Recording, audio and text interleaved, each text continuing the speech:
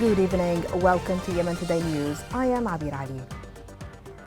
The United States voted a United Nations resolution Friday, backed by almost all the Security Council members and dozens of other nations demanding an immediate humanitarian ceasefire in Gaza.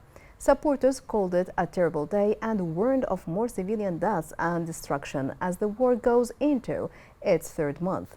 The vote in the 15-member council was 13-1, with the United Kingdom abstaining. This report has more.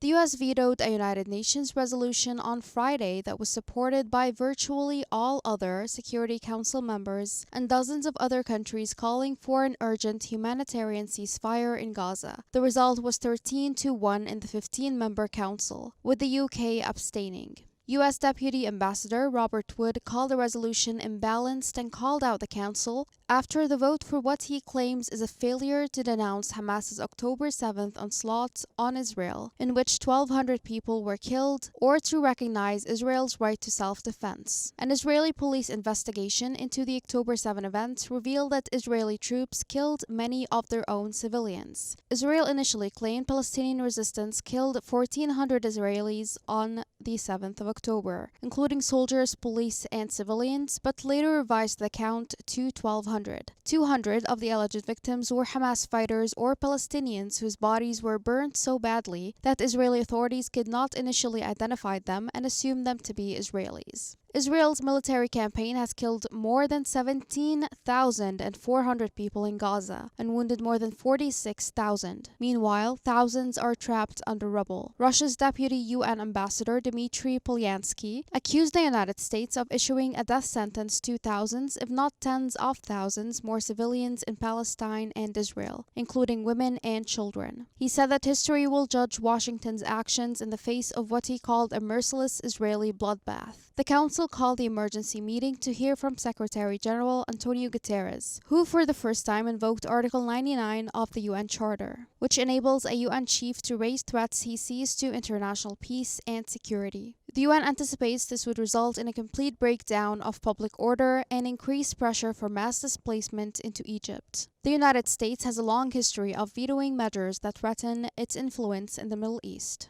In 2018, the UNSC drafted a resolution condemning the use of any excessive, disproportionate, and indiscriminate force by the Israeli forces against Palestinian civilians. The US vetoed the resolution.